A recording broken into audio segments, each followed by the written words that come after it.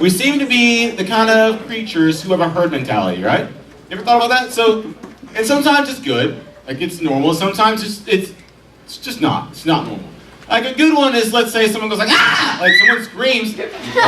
Marina screams. But someone screams, like you're walking down the hall, or you're walking down the street, because that's what we do, walking down the street, and you hear a grown man screaming, and you probably respond with, well, what's wrong with him?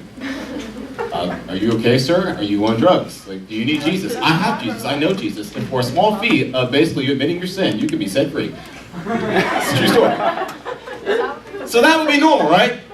It wouldn't be normal for us to like hear somebody, I'm not going to scream again because someone else is screaming, but somebody's screaming and you just kind of like, and walk away, right? That's not normal. But it's good that we respond to when someone's screaming and saying, okay, hey, what's up? Hey, what's wrong with you? Are you okay? You need help? That's fine. But then there are herd mentalities which probably aren't so good. So I remember watching it was a study, but it was almost like a comedy skit study because it was hilarious. And it was poking fun at how humans tend to have a herd mentality. So here's the scene. I'm drawing a scene. All right, so it's a doctor's office, or optometrist, doctor's office, and there's a bunch of actors who are in there, and there's basically a lady at the reception desk typing along, and people walk in, right? So a person walks in, and you hear a little chime, like a little bing. Everybody just, I would take a chair, but they just stand up, and they sit down. Yeah, I've seen that. And I'm glad you've seen it. Let me tell the story. So, people stand up and sit down, and at first, you would think people would have their phones out, like Snapchatting, like, what is it? People are on drugs going on here? But no, they just kind of watched them, and this is a little weird, okay, whatever. And then by the second or third time, you would assume that people would still be saying, I'm gonna just leave, because this is odd. No, they actually, the chime goes off, and they, no idea why, they stand up, and then they sit down. And so this keeps going on, and it's hilarious because new people are coming in, and it's funny, you can see the new person, they'll be just, have their legs crossed, all dainty and stuff, they're reading an article, and all of a sudden they stand up, and they're like, what? They look at their chair like, did I miss something? Did I sit in something? No, okay, all right. And then, but people all of a sudden, they're standing up and sitting down, to the point where all the actors who had their doctor's appointments have gone through the back, and now it's just regular customers. And people are coming in, and they're still just, bing. And then someone comes in eventually, and they say that question that I love to ask, why are we doing this? And everyone in the room, because they're all normal people, not actors, they're like, actually, I don't know. Everybody else is doing it, so I just kind of did it also. Have you ever done that before? Have you ever just kind of jumped into something and did something because, well, everybody else is doing it? Like, here's a great example, right? So, we've all heard this comedy, and we've all probably seen this happen in life. If I was walking down an alley, or I'm just walking down the street, or whatever, and I see, let's say the grocery store, and I see like 30 people running towards me, I'm not going to ask questions. What I'm going to do is drop my potato chips, whatever I have, and I'm going to take off running. And by the time people catch up with me, because I'm going to outrun them, because you don't never know when that happened, by the time they catch up with me, I'm going to, hey, I'm going to die, hey, what were we running from? What was going on? Like, people do that, right? And it's actually a herd mentality that preserves our lives. It helps us just in case something weird happens.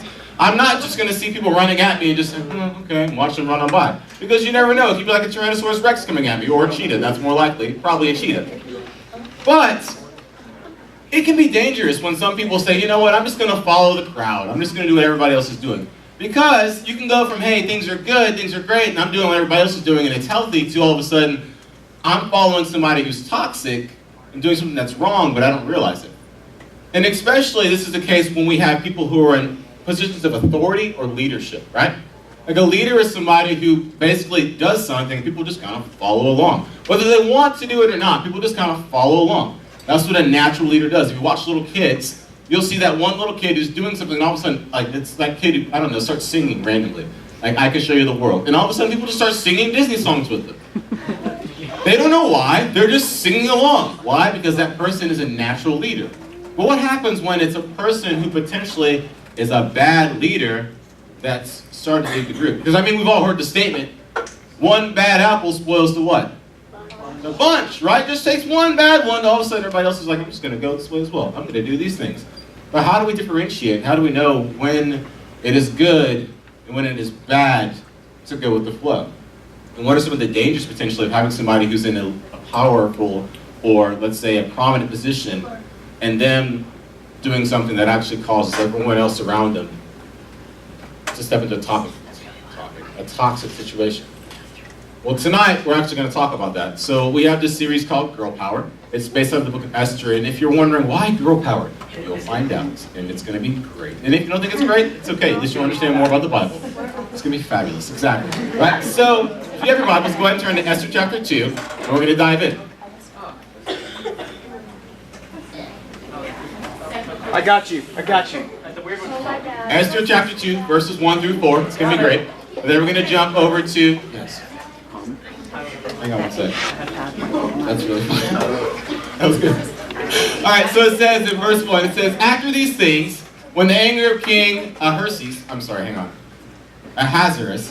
had abated, he remembered Vashti and what she had done and what had been decreed against her. What? I might have hit it twice. Okay. Then the king's young men who attended him said, let beautiful young virgins be sought out for the king. Come on. And let the king appoint officers in all the provinces of his kingdom to gather all the beautiful young virgins to the harem of Susa, the citadel under the custody of Haggai, the king's eunuch, who is in charge of the women. Let their cosmetics be given them. And let the young women who pleases the king be queen instead of Vashti. This pleased the king, and he did so. So some of y'all might ask the question, what's going on here? Why is this taking place? Who is this king? Well, we actually have 3 questions that we need to ask. Who's the king? Why is he upset? And what's going to be happening here? So the questions are right here. All right, so you guys remember King Artaxerxes we talked about a while ago? This is the same thing, all right? So this is basically his Persian name. So most people know him by King Artaxerxes, which is actually his Greek name, and they shorten it to King Xerxes. We've all heard of King Xerxes. So King Xerxes, we're going to call him that from now on. Whenever we see this, is King Xerxes. So King Xerxes right now is the king of the Babylonian province. And they actually have Israel, the Israelites in a bunch of different areas under his control. He's actually the king of 127 provinces. So if you're looking at a map, it's like the northeast part of Egypt, all of the area that basically where the Middle East is, and then a little bit over to the right as well, a little bit over to the east side. So he's got a couple countries, what you would say now common countries, under his domain. So the guy, he's pretty powerful, right? But he's upset. Well, why is he angry? Well, here's what happened. Anybody ever had a party before? Throwing a party, you had a little shindig. You said, you know what, I'm going to invite my friends over, we're going to have some waffle fries, maybe some sweet tea, it's going to be great. That sounds good, doesn't it? That sounds so good. Yeah. Well, that's what this guy did. But instead of waffle fries and sweet tea, he said, you know what, I'm going to throw a 180-day party. Yeah, right? That's almost half a year. That's a long party. I would get tired, like, look, guys, I need to sleep. You know, I need an IV of sweet tea or something. I need some Sour Patch Kids. Like, just rejuvenate my soul. Okay. But it's a long, long party, right? So we have a 180-day party. He's doing it for the entire province. The party's so ridiculous that he actually made an edict that whenever the king is drinking, everybody's drinking. Yeah, right? That's the kind of king this guy is, right? And then he's at the very last part of it. So I imagine it's like, all right, we're winding this thing down, you know, bringing the plane in for a landing. Everything's going to be smooth. In the last 7 days, he actually is having a feast with all the princes of the province and like all the different guys, and then the queen's having a feast as well. And he's like, you know, he's a little drunk, a little bit. He's like, you know, my wife is so beautiful. I want her to come in front of me with her crown because she's so beautiful. And he wants to show off his queen because, I mean, look, guys, when they get someone who's really good looking, they want to show off their beautiful wife or beautiful woman. It's just who we are. We like to have trophies in life. So he's like, hey, go bring my queen, go bring my wife over here. So his people go get the queen, like, hey, king wants to see you. And she's just like, nah. Not feeling it. And they're like, well, here's the thing. He's the king. So that's not going to fly. A response? Nah. Okay. Go back to the king. How do you think the king responded? Well, we see that he was angry. He was angry. He was very angry. To the point where he's so angry that he actually goes to the wise men, the people, I guess you'd call them his lawyers, the ones who were experienced in the law. And he says, hey, okay, I know I'm a little drunk right now, so I'm not sure if I remember all the laws. How should I handle this? Because I'm upset. And these men say, well, the queen has done something terrible. So, you need to make a new law that says the queen cannot actually enter your presence. Because here's the thing. The queen is the queen of a very large province. And if the queen makes the decision that, you know what, I don't have to listen to the king. Or more importantly to these guys, I don't have to listen to my husband. That's bad news for us. That's really bad news for us. So these guys are like, hey, look, we don't want some woman changing the culture of our area, of our nation. So you need to do something about her. And the king says, all right, sounds good. So he writes a law into place. And here's the fun thing about the Persian law system. When the king writes a law, it doesn't get revoked at all. I mean, it could be like a law that says you have to walk on your left foot for all your days of your life. It's there. Cut off your right leg. I mean, it's there. Once it's there, it's always there. So the king says, you know what, sounds like a great idea. Do it. And then we jump into chapter 2. That was all chapter 1. We jump into chapter 2, and it says the king abated from his anger, which basically means he's kind of like calming down. I don't know if he got off of his alcohol or if he realized, uh-oh, what did I do? But all of a sudden, he realizes, maybe that wasn't the wisest choice I made. But, remember we said, once he signs a law into place, it can't be revoked. So he's a little upset, right? He's a little perturbed. And so his advisors, or basically the guys who are serving him, say, hey, you know, king, look, we know you're sad because you lost your beautiful wife. So, we got an idea. We got a pretty big province around here. Let's just get all the beautiful young ladies from all over the area, and we're going to gather them around, and then you just pick whoever you want. The king says, done. Get it done. Any guy would, right? It's like, yes. Now, here's a little thing about it. It's not like it's, okay, cool. Today I had a bad day. I chose to basically cast my queen away. Which, by the way, they didn't remove the queen from power. It just basically made a rule saying she couldn't see the king. Which she didn't want to see him in the first place beforehand, so it's like... But now he's just like, he's sad. Guys, let's just go ahead and stop for a second. Make wise choices, please. Think before you do stuff. Ladies, Jesus loves people. That's all I gotta say. That's all I gotta say.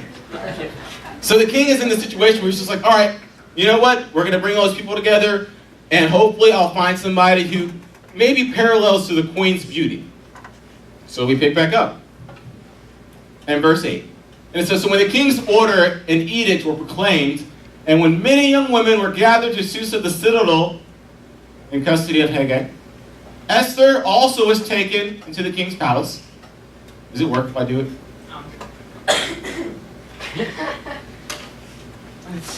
And put her in custody of Haggai, who had charge of the woman. And the young woman pleased him and won his favor. And he quickly provided her with her cosmetics and her portion of food, and with 7 chosen young women from the king's palace. And that's a lot of ands right now. She just started. She just got this job. A lot of ands. And advanced her and her young women to the best place in the harem. Well, let's talk about what's going on right here. All right, so the king's got a guy, the eunuch. He's basically in charge of all the king's women.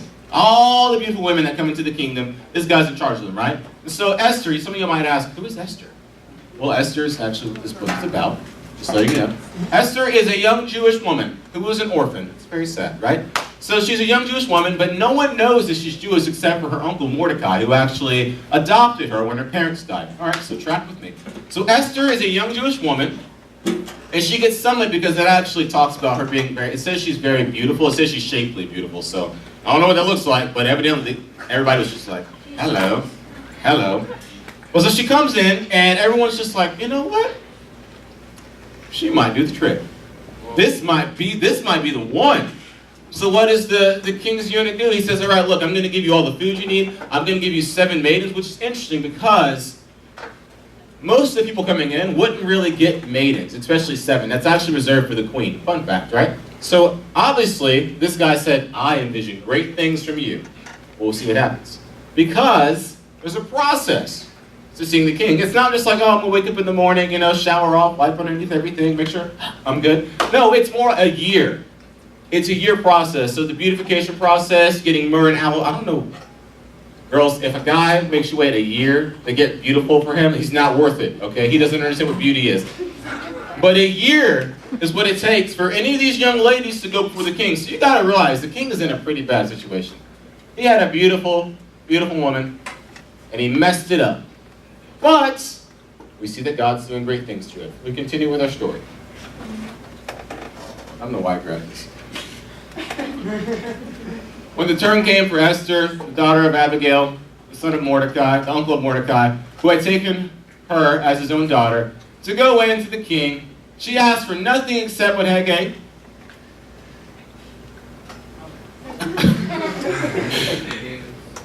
Or risks there. Now Esther was winning favor in the eyes of all who saw her. And when Esther was taken to the king, we're going to say Xerxes, when King Xerxes, into his royal palace, in the 10th month, which is in the month of Tebeth, in the 7th year of his reign, the king loved Esther more than all the women. And she won grace and favor in his sight more than all the virgins, so that he set the royal crown on her. On her head. And made her queen instead of Vashti. Then the king gave a great feast for all his officials and servants. That's the big deal. And servants. It was Esther's feast. He also granted a remission of taxes to the provinces and gave gifts with royal generosity. So let's talk about what happened here. Did y'all notice that little underlined section? It said 7th, right? When we started this story in Esther chapter 1, verse 1, it says, it talks about, here's who King Xerxes is, blah, blah, blah, this kind of stuff, 3rd year of his reign. So what's 7 minus 3? 4. Yes, I almost put the wrong number. 4. 4 years has taken place. So from basically when the king gets a little too, whatever, from his party, makes a bad choice, and basically signs his queen away from him, 4 years later, he meets Esther. It's a long time, right? But then you also realize something. It says when Esther's turn came. So it means there were other women who would go to see the king, and the king's just like, nah. Next. And it's sad because it's kind of a once and done thing. So you get one shot to go before the king, and the king is just like, oh no, your breast smells bad, or I don't like your unibrow, whatever it might be. Like, oh, you're too short, or you're too tall, whatever it might be, the king's just like, no, you gotta go. So Esther comes before the king, and the king's just like, I like what I see here. I like it a lot. So much so that Esther actually found favor in the king's eyes, and the king made the choice to say, you know what? I'm going to throw a huge feast for this woman because she's absolutely awesome. She's everything I wanted and more. Forget the old queen, she's great. Thank you, God, she's great, right? So he throws a feast, but there's more. He throws a feast, and then he says there's remission of taxes. Now, if you're like me, sometimes you have to look up words because we say, what does that mean?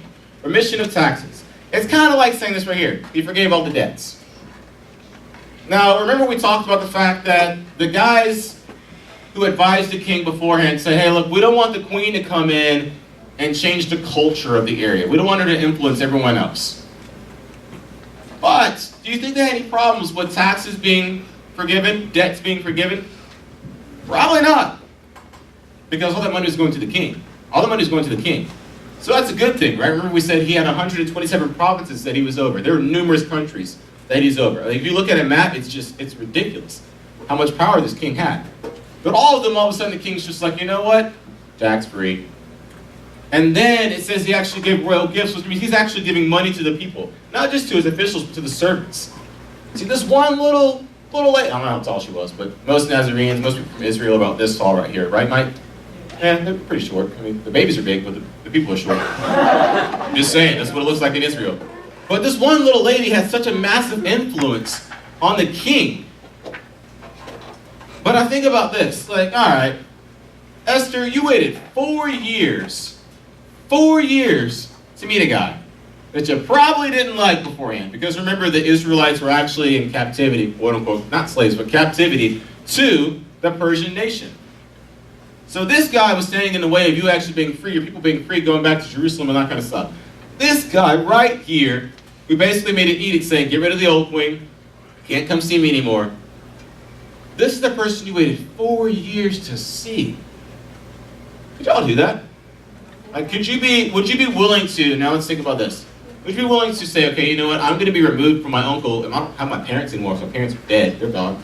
Removed from my uncle. I can't tell anybody that I'm Jewish because, well, I'm seen as a lesser people, so I'm not going to say anything. I'm going to go through a year of cosmetology school, so I look beautiful and that kind of stuff. You should love me from my heart, right? Yeah, heart. A year, and then 3 years of just going through all this process to meet this one guy. It's like saying to someone, hey, you know what? If you go to school for 4 years, then just study, you'll get to meet the president. Any president. Now, you won't get to hang out with him. You know, it won't be like, hey, we're best friends. You know, we're going to go shoot. That was weird. Fishing. We're going to go fishing together. It's not like that. It's a one chance counter. And maybe if he likes you, maybe you can hang out more, but if he doesn't, you gotta go and you can never come back. You don't get a second shot, you can never come back. Is that even worth it? No. That was an actual question, but I appreciate your response. You're right. No, it's not worth it. Not at all. And some of y'all might look at the story and say, okay, look, Pastor Akil, first of all, I'm not Jewish. We're not slaves, so what does this story have to do anything with me? Like, what at all? I'm so glad you asked that question. Because that's the question I asked. Because here's a fun fact about the book of Esther, right? Not once does the book mention God's name. Yet it's in the Bible. But if you study the book, and we're going to go through it, it's a very short one, it's only 9 or 10 chapters. If you study the book, you'll notice something about it. You can see God's providence, which basically means God's handiwork, all throughout the book. You'll see God just moving things into places and saying, all right, you know what, here's an opportunity. What are you going to do with it? For example, Esther had an opportunity. And what did she do with it? Well, she stayed where she was. Now, was she just like mean and aggressive, like, I don't want to be here, I hate this place? No. How do we know that? Well, because it says that the Bible says, she found favor in everyone's eyes. Not just because she looked good. Good looks can get you so far. For 4 years, if you were a mean-spirited person and you're evil and you're vindictive, for 4 years, people are going to be like, look, you got to go. This is not going to fly. I don't care how pretty you are. Just saying, take it for what it is. But for 4 years, this young lady made the choice to be faithful where she was planted. You can go to the next slide, actually. She was able to be faithful where she was planted. And she was able to say, you know what, God, I don't really understand the situation, but I'm going to trust you where I am. Now, one part that I didn't mention was the fact that actually her uncle Mordecai would come every single day. This is a devoted family member. Every single day he would come basically and he would say, hey, you know what? How's my daughter, niece, whatever you want to call her? Who's her uncle, but he raised her. So we're going to call it a niece. Daughter, niece. How's my niece doing? And every single time they'd be like, hey, she's doing great. People love her. She's awesome. She's growing. And he's just like, cool, all right. And he'd go about his day and he'd come back. But every single day, this guy came by the city gates to check on her. He wasn't able to see her. You don't go hang out with the king's women. Even if the king hasn't seen them, you don't do that. That is not okay. You'll get excommunicated. Basically, you'll die. I didn't want to say that, but okay. I was basically saying you'll get cast away, but showing that you'll die. But it's fine. Yes, you get killed. Okay, there you go. The Bible's graphic. And yet, Esther for 4 years is patient and faithful where she was. But why? Why is it that Esther said, you know what? I'm not just going to leave, or I'm not just going to kill myself because I'm in a situation that's bad, that's weird, that maybe I don't want to be in. Why isn't that she didn't just give up? Well, if you remember what's taken place so far and what God's done for his people, then Esther is raised by Mordecai. Mordecai is the lineage of Saul. She would have heard the stories of what God has done through his people, or what God has done to some of those kings, the Persian kings, the Babylonian kings, how God is making a way. She would have said, you know what? I don't really know what's happening right now, but I'm going to trust God where I am because he's trustworthy. And here's a crazy thing. Just her being faithful. Now, she wasn't trying to influence an entire nation, right? But just her being faithful where she was, being faithful where God planted her, God did huge things through it. And we're not even done with it. We're 2 chapters in. We've got 7 more chapters. Awesome stuff God's done through this young lady that God's going to do through her. But God did great things through her just by her willingness to say, you know what, God, I'm going to trust you where I am. And I wonder how often in our lives we say, you know what, God, I'm not going to trust you where I am. We say, I'm going to find my own way. I'm going to do my own things because, God, I just don't see you working things out. I don't see the silver lining. So I'm just going to kind of make my own path. It's being anxious. I came to realize something. I'm the kind of person who, if I don't see the direct path I'm going down, I'm probably not going to walk down that path.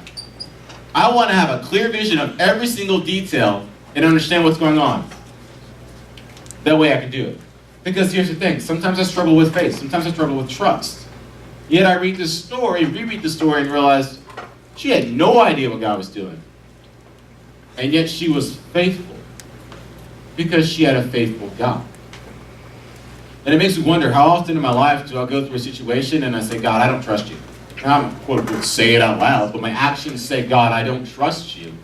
And I go my own way, and God says, look, you made this process so much longer than it had to be.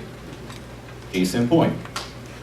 I was driving, let's see, Tuesday morning to the gym, right? So I'm about to go down the road, and the red light comes, and I said, you know what? Instead of me waiting to try and go left to go to the gym, I'm just going to go right, make a little U-turn, and come around. So I go right. I go right, I come around, and I'm driving, and the light's green when I'm coming, and I was like, you know what? I bet it's going to turn red before I get there. Wouldn't that be really funny, God? It wasn't funny, because it turned red. And I saw the vehicle who I was behind before just go off their way. And it dawned on me, how often in my life do I say, I'm going to take a shortcut, God, because I can do it better than you can? And God says, it's going to take you longer. It's going to be more difficult. You're going to need more effort to get here because you don't trust me. And here's the thing. There's not a point in my life where I looked at God and said, you're untrustworthy. Like the day that God is not trustworthy to me, is the day I'm like, all right, I don't need to serve you anymore. The day that he lets me down, I'm totally cool with saying, God, you know what? I'm not following you anymore. Why? Because I put my belief, my faith, and my hope in him. That's what it means to be a Christian. To believe that Jesus is who he says he is, that he did what he said he'd do, and that he'll bring me into resurrected glory. That this life isn't the end for me. That my identity isn't found in how people view me, how much money I have, the titles that I have. My identity is found in Jesus Christ. Because Jesus Christ conquered death and was raised in newness of life and lives on forever, that I can trust in him. And that my identity will never fade away. That's what it means for me to trust God. But so often in my life, I say, you know what, God, maybe you're not trustworthy. But time and time again, I'm reminded, you know what, he is. He really, really is. So I know this is a different kind of story, different kind of sermon, but I want to encourage and challenge you all to look at this story and say, okay, how does that apply to my life? Where are the moments in my life where I say, you know what, God, maybe I'm in a situation that I don't want to be in, that's not comfortable, that I don't feel great about. And then say, God, how can I see you coming through the situation? How can I glorify you? How can I honor you in this situation? Because here's the crazy thing. God wants to do magnificent things to you that you can never dream possible. He really does do huge things to his people because he's a really big God. God does great works to his people who are willing to just simply say, why not, God? That's actually a Tyler Kuner statement right there, the why not, God. It's the whatever faith. It's like, whatever, God. God, you want me to go do this? I don't know what's going to happen, but whatever, God, I trust you. And that sounds like it's so unthought through and so just juvenile, so empty, but Jesus also says, come to me like a child and just believe, just trust. Believe that I've got your back, that I'm going to take care of you. But I know for sure that there are some of you in here who say, look, I don't believe that God's got my back. I don't believe that he knows what's best for me. I don't trust that he has a good plan for my life. Well, can I encourage you and let you know that God has a great plan for your life? It might not be the plan that you want. It might not give you all the thrills that you're looking for in life, but I guarantee you it'll be the most incredible adventure you could ever walk on. But you have to trust him. You have to say, you know what, God, I'm here where I am, and I'm going to follow you because you're worthy of me following you. I'm going to trust you because you're trustworthy. I don't understand everything, but that's okay. Because God, you're greater than my circumstances. You're greater than my situation. Esther was in a bad situation. A really bad situation. And yet God came through and did a huge thing. So much so that the entire Persian nation was influenced by her faithfulness. Imagine what God can do through you if you're just simply faithful.